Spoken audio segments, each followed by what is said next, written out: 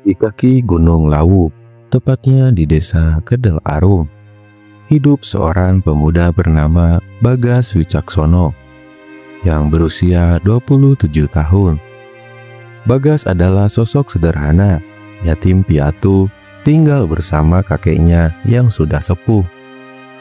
Sehari-hari ia bekerja sebagai pemandu lokal bagi turis asing yang ingin menjelajah alam lereng Lawu. Ia dikenal baik, jujur, tapi sedikit polos dalam urusan cinta. Desa Kedel Arum belakangan menjadi populer di kalangan turis, terutama karena air terjunnya yang eksotis dan tradisi Jawanya yang masih kental. Salah satu tamu tetap yang sering datang adalah Emily Carter, seorang bule cantik, berambut pirang dan berprofesi sebagai polisi wanita dari Amerika Serikat. Kontras dari Emily, ada Mbak Laras, seorang janda muda berusia 31 tahun, penjual jamu keliling yang mempesona dan dicintai para warga. Laras dikenal lembut, keibuan, dan dekat dengan Bagas sejak dulu. Sampai suatu hari kehidupan Bagas berubah drastis. Pada kunjungan terakhirnya, Emily yang telah jatuh cinta pada ketulusan Bagas melamarnya secara langsung di depan warga desa setelah menyelesaikan turnya. Ia menawarkan Bagas untuk ikut ke Amerika dan hidup bersamanya. Warga desa pun gempar, belum pernah ada peristiwa seperti ini terjadi. Namun di saat yang sama, Laras yang diam-diam menyimpan perasaan selama ini akhirnya jujur kepada Bagas. Ia juga menyatakan cinta dan ingin membangun rumah tangga sederhana bersamanya di desa. Bagas kaget, bingung, bahkan takut. Dalam sehari, dua wanita yang sama-sama tulus namun berbeda dunia menyatakan cinta kepadanya. Hari demi hari, Bagas terombang-ambing. Emily memberinya waktu 2 minggu sebelum ia kembali ke Amerika. Sementara Laras tetap menunggu dengan tenang, tapi hatinya makin gundah melihat desas-desus warga tentang perebutan cinta. Kakek Bagas yang sakit-sakitan memberi nasihat agar ia tak memilih berdasarkan logika saja, tapi juga menimbang akar, hati, dan takdir. Warga desa pun terbagi dua.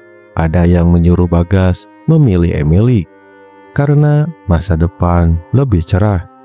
Ada pula yang menginginkan ia memilih Laras karena cinta sejati tak perlu jauh-jauh. Di satu malam, Bagas bermimpi tentang ibunya.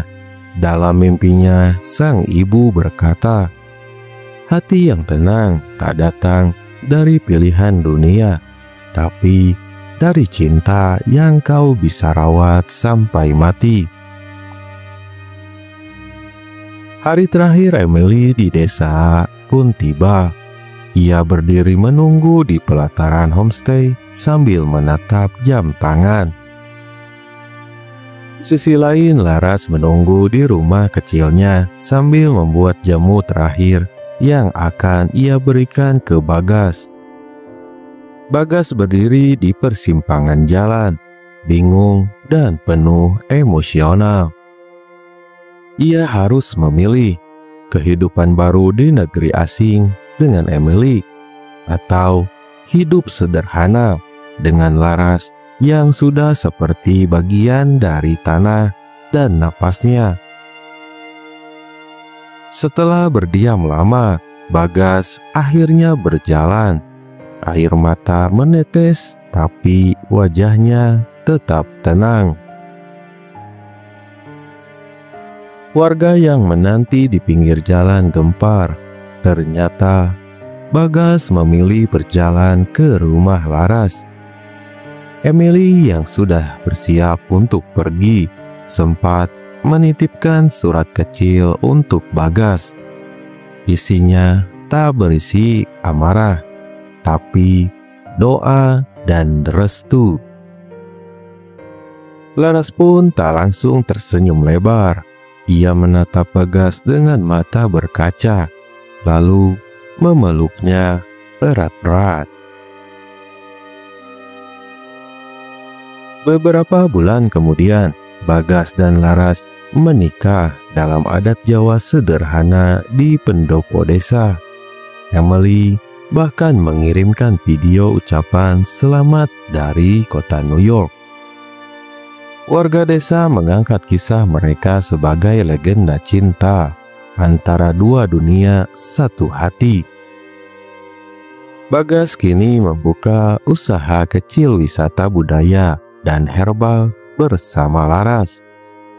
Mereka hidup sederhana tapi penuh makna. Cinta sejati tak selalu datang dari gemerlap dunia luar.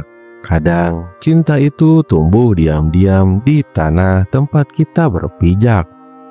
Yang tertanam dengan tulus akan selalu bertahan, bahkan saat angin kencang datang.